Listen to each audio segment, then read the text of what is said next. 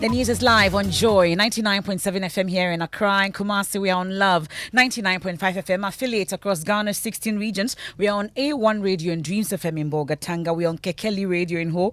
We are on Lolonyo FM in Hohoi. Dreams FM also in Bolgatanga. And we are live on X Spaces, Facebook, myjoyonline.com. The Midday News is sponsored by Petrol Sol, your clean fuel in full quantity. Petrol Sol is always a delightful experience. Also brought to you by Duraplast Ghana Limited, producers of quality PVC and HDPE pipes and water tank. We are the only water storage tank with a level indicator, and where Duraplast goes, water always flows. In this edition, silence the gun, break the cycle of vengeance, sound more conciliatory if we really can cease fire and allow processes that will ensure a lasting solution to this problem.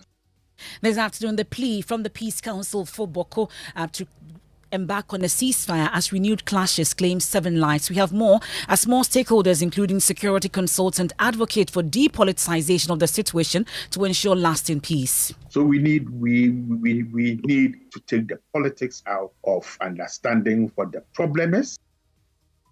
Also in this package, Senior Staff Association of Public Universities in Ghana vowed to continue with their strike until government, among others, addresses demands for better conditions of service and the release of their Tier 2 pension funds. How long? For how long are we going to wait? You work your heart out for the development of the nation. When it is time for you to go and rest, something small that will come into your pocket to cushion you, that one you have to be begging.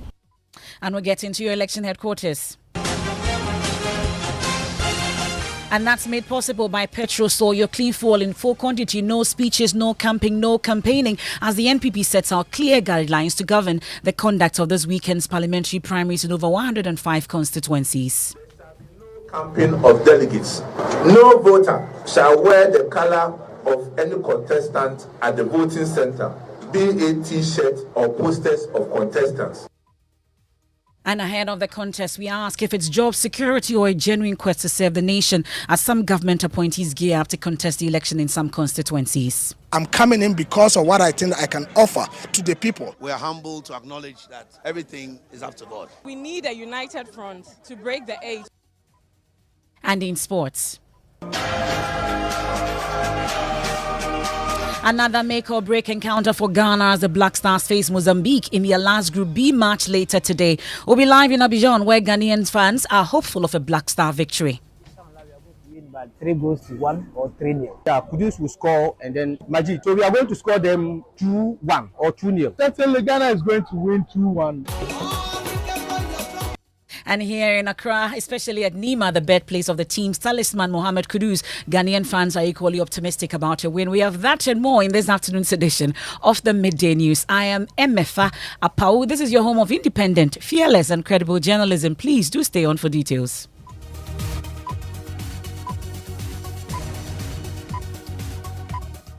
Many thanks for your company. Let's start off from Boko in the wake of renewed clashes that tragically claimed the lives of 7 persons in the area.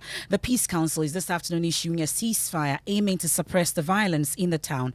The council is mobilizing various stakeholders to foster dialogue between the feuding factions. Well, as Boko continues to grapple with the profound loss of lives, the military has also raised concerns about the changing dynamics of the conflict, denying its involvement in the killing of certain assailants. Ghana Armed Forces has issued a cautionary statement emphasizing the potential fatal consequences of direct engagement with its forces. Michael Ashali has more in this report. In the last quarter of 2023, Boko was relatively quiet and peaceful. But on the 12th of January 2024, all that changed. Over 8 days, at least 7 people were killed and at least 5 more people were injured. MC for the area, Amadou Hamza, says the area is now unsafe. There is no safe zone in Boko. Even me as an MCE, where I reside, is a very dangerous area. On the 18th, 3 men were killed by the military. MP for the area alleged that the military killed them without provocation and justifiable cause. But you arrested them. They were talking with you.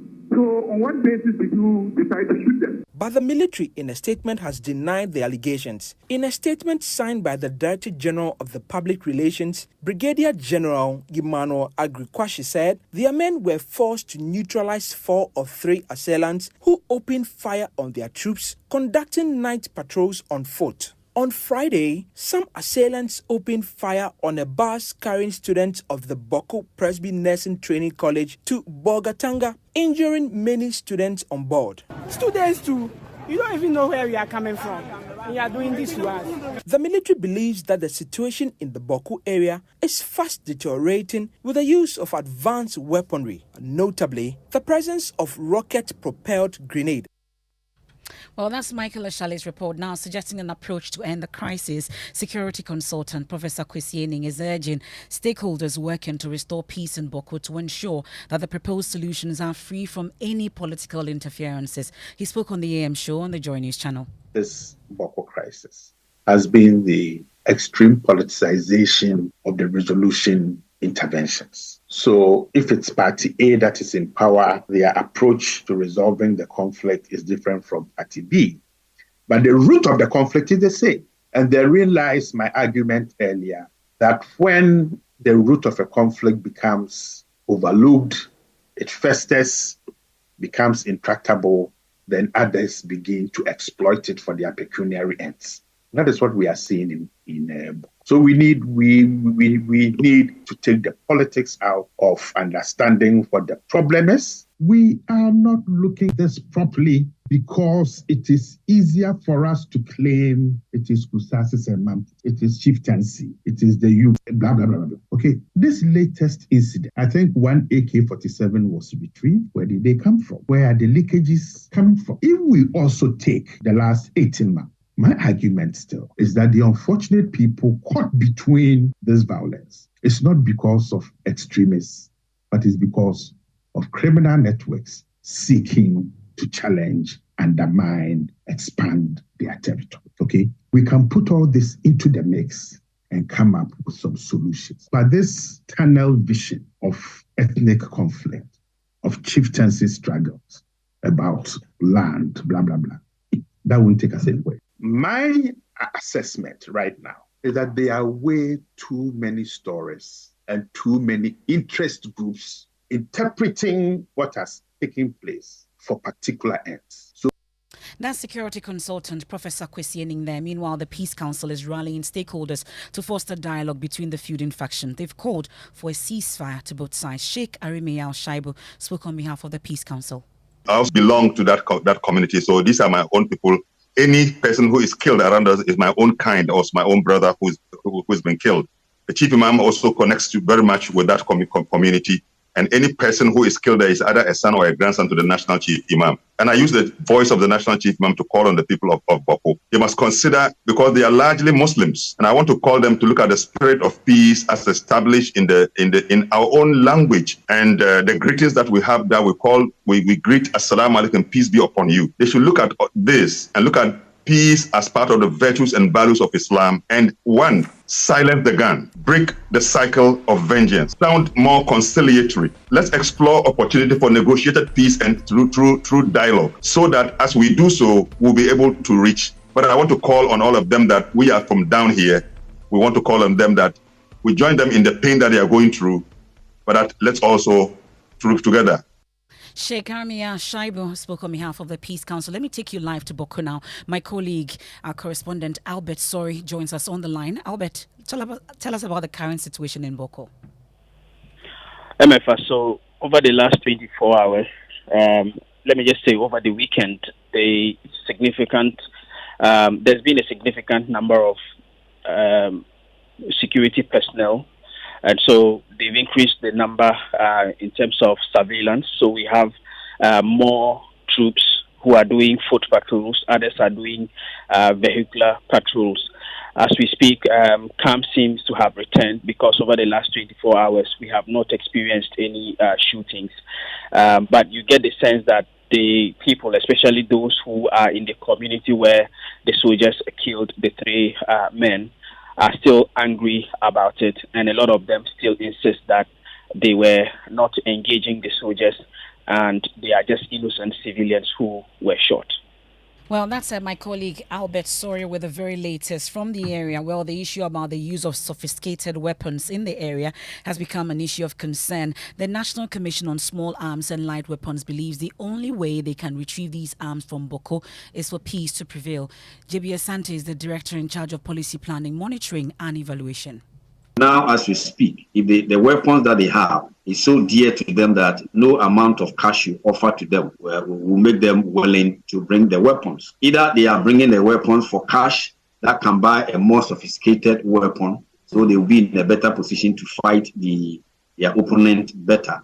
But if not, they will not bring it. And as a strategy, we even say that arms for cash is not something that should be encouraged, because usually before anybody will bring the weapon for cash, it's either because you'll be able to buy a more sophisticated weapon or probably buy 2 weapons, if not. And also not in a situation where there is conflict. Unless there is perfect peace, there is so much trust in the system and they are so sure that they actually don't need the weapons anymore. Mm-hmm. In that case, probably they will consider bringing the weapon for cash. But currently, as we speak, and looking at the situation at Boko, it is a very difficult strategy to adopt. Now from Boko, let's head on to the Labour front. And the Senior Staff Association of Public Universities in Ghana is vowing to continue with the strike until government addresses, among others, demands for better conditions of service and also ensures the payment of their Tier 2 pension funds to its fund managers. Speaking on the AM show with Benjamin Akapo, president of the association, Isaac Donko, apologized to students and the public who were affected by the withdrawal of their services, but said they will only return if government addresses their concerns. We 100% aware of the impact that our action will bring to the university. Mind you, we are also parents. We take care of our children. We're supposed to pay school fees, supposed to pay accommodation. Student accommodation now is another topic on its own. Your accommodation fee is even more than your school fees. You have to buy books, give the pocket money. So if you're a parent and you are handicapped, if you're a parent and you are on pension and you are expecting your pension lump sum to come and it is not forthcoming, how do you even send your child to school? If you're a parent and you've done overtime, it has been paid, and before you realize the money that has been paid and you've spent already is taken away from your salary as money that you own, then what happens to you? How happy will you be to go to work and work? So the impact is there, but the impact on us is even more severe than the impact that the institutions are going to. Well, we can hear from the Vice Chairperson and Women's Organizer of the Legon branch of the Senior Staff Association, Mary Yaya. She says they support the decision by the National Association not to return to work until government heeds their demands. What is even heartbreaking is that Tier 2. You see, people have worked their hearts out. Monies have been deducted and the monies have not been sent to India. People have gone on retirement as we speak. Last year, people went on retirement. They are not getting their lump sum. This year, people have gone on retirement. How long? For how long are we going to wait? You work your heart out for the development of the nation. When it is time for you to go and rest, something small that will come into your pocket to cushion you, that one you have to be begging. It's heartbreaking. Let's check on the impact of this particular action on some campuses here in Accra. My colleague Kenneth JC is reporting from the University of Ghana campus. Kenneth, tell us about the services affected by the strike. Emefa. So we are mentioning that the university primary school is affected. Departments are also affected. Lecture rooms are closed. All are with the exception of the medical school and then the security that are still operational. So if you can hear them in the background, they are really unhappy with what is going on, and they say that very soon they will withdraw the services of the security personnel if nothing is done about it, and that will also escalate to include the school clinic and the university hospital as well. So that's what's currently happening here. There's some live action there on the University of Ghana campus. My colleague Kenneth JC. Let me take you to the Kwame Nkrumah University of Science and Technology, and Emmanuel Bright-Quick, who is on standby. Emmanuel, what's the situation on campus? All right, Emefa. So when you come to the KRU University campus, specifically around the KRU University Basic School, School activities have been halted for now. I managed to go to some of the classrooms where I only found the students sitting about. You find some of them reading their textbooks or having their colleagues teach them. In my engagement with the authorities over there, they tell me that until the government heeds their call, they are not going back to the classroom. They are even I am advising the parents over here that if today, that is, they're having a crunch meeting in Accra, if nothing positive comes out of it, they would have to ask their parents not to allow any of the students come to school from tomorrow ongoing. They are also threatening that the university hospital, which is also having some of their workers or members in there, they are also going to ensure that by the close of week, they also withdraw their services. So it's going to impact both education and also at the health sector. This is how the situation on campus, on the KRU campus, is coming out. We are concerned, of course. We don't like striking. It's not some cherish to be striking always, but you have to understand that our demands are also very important. As we have to balance work and whatever we get from the work, and that is why we are striking. Yes, we know that most of the teachers at the KRU are currently. We know the security personnel are currently at home. We know the library staff are currently at home. We know that most of the department, the workers there who are senior staff are at work. What we are saying is that the government should listen to us so that we back as soon as possible. Know that the government will listen to us. From the Labour front, let's get into the election headquarters now.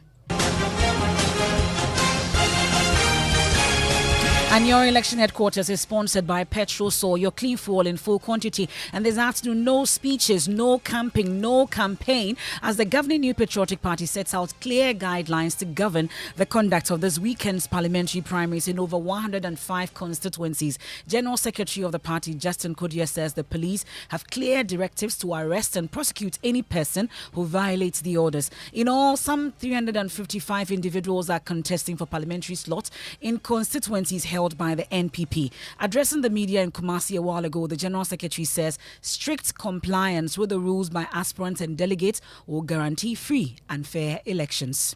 There shall be no provision to address delegates or the public by the national party, any government official, the regional party, the constituency executives, contestants or their representatives on the day of voting.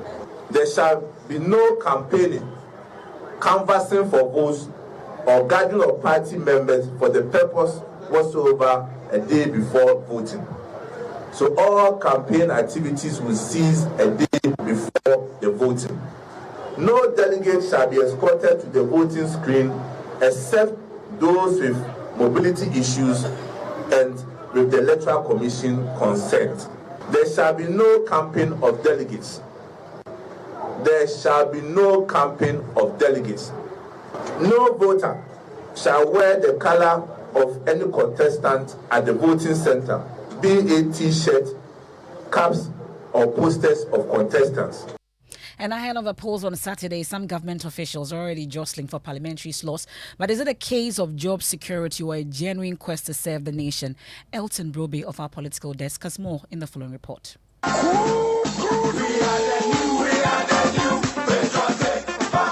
The MPP will seek to break the 8th electoral cycle with Vice President Dr. Mahmoud Bawumia in December in what is likely to be the most fiercely contested election in the country's political history due to several factors.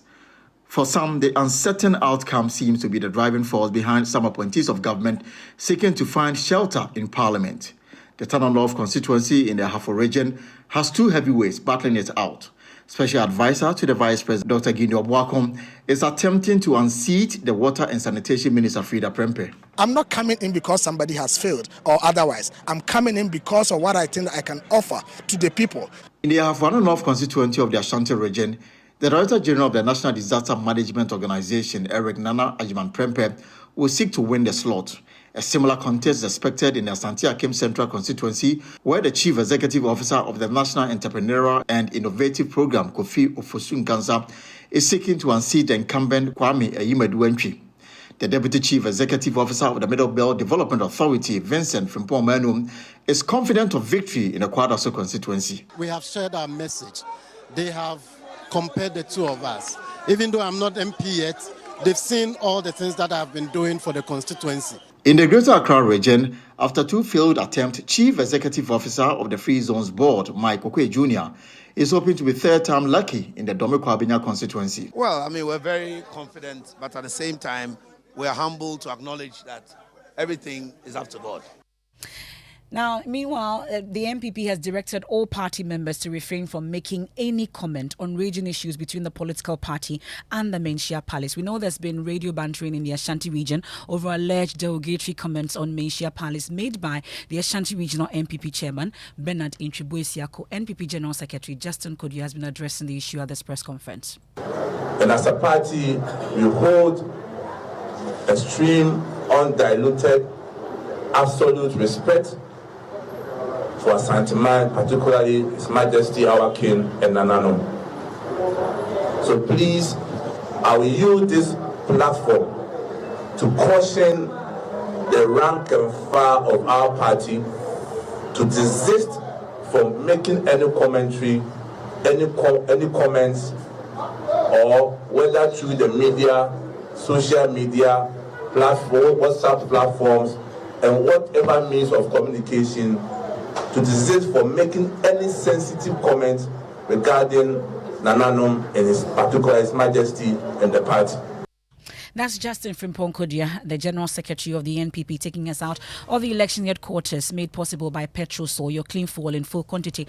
We have a quick break here on the Midday News live on Joy 99.7 FM here in Accra, in Kumasi on Love 99.5 FM, made possible by Duraplus Ghana Limited, where Duraplus goes, water flows and petrol soil, your clean fuel in full quantity. We return from the break. I take you to Abidjan, another make or break encounter for Ghana as the Black Stars face Mozambique in their last Group B match later today. Certainly a win. And then much later, Electricity Company of Ghana outlines what it terms active plan to address all issues accounting for intermittent power supply across the country. When you are not sure there's a deficit, how can you give a timetable for something that doesn't exist? If we know that we are going to be short of a certain amount of kilowatts per hour, and we know it's going to be for a particular period of time, then we can come out and give our customers a timetable.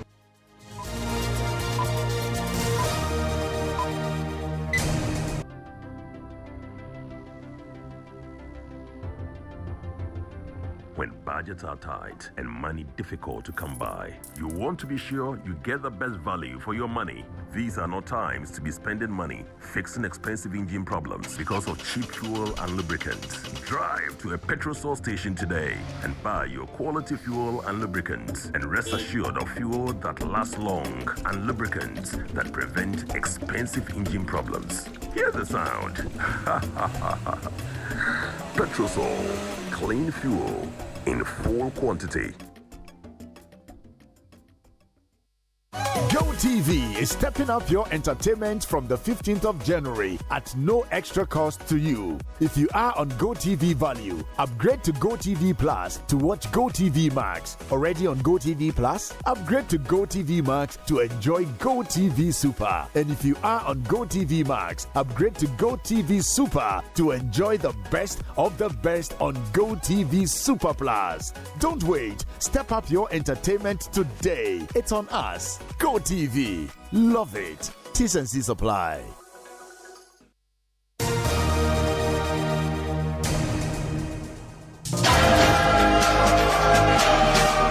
The sound of that tells you it's time for AFCON updates, and we are ready. The Black Stars will face Mozambique in their last Group B match later today. My colleague Mubarak is here with us. They've been to Nima, where you've been talking to fans about Mohamed Kudus. We'll get to that shortly. Yes, right? sure. Emefa. But let's go on Zoom and join my colleague Muftau Nabila joining us all the way from Abidjan. Muftau, do we have the lineup for today? What's the situation in Abidjan? The lineup is currently not out yet, but what we do know is that there are positive signs in relation to the availability of Majida Shimerio for this side. Information I've picked up from the team today indicate that he's been assessed and he's available for selection. But the medical team is yet to make available the lineup. In fact, the team had their breakfast just a little over 3 hours ago.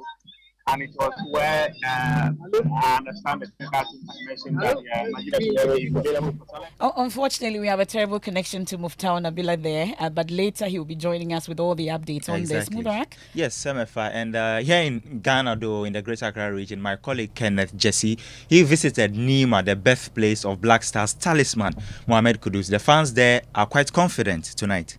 We're in Nima, the birthplace of the poster boy of Black Stars, Mohamed Kudus, to ask football fans what do you think the chances of Black Stars are ahead of the game against Mozambique. Do you think the Black Stars can beat Mozambique tomorrow and qualify? If the coach did the right thing by putting in the right players at the right positions. Because Nike Williams, we used to watch him at Atletico Bilbao. He used to strike from the wings. But now we are seeing a different things altogether. And doing the right thing, we are going to beat Mozambique. The next game we will win. No matter what, Ghana is qualifying by the grace of God. I think we are qualifying. By Allah's grace, Ghana also win by 2-0. We are winning by 2-0. We are going to win 2-0. We are going to win 2-0. And Mohamed Kudus is going to score, inshallah, by the grace of God. Yes. Yep, Emefa. And with just 1 point from a possible 6, the team is currently not part of the 4 third best teams in the tournament. So which means a victory is the only outcome that will help the Black Stars stand a chance of reaching the last 16. Now, Ghana's 1978 AFCON winner, Willie Kluche, has this message for the squad. Leaving a mark in the game is very, very important. And I believe that is what they're supposed to do in the coming matches. They should leave a legacy, so that one day when they stop playing, they can refer to them based on the performance they put up in a particular game or in a particular tournament.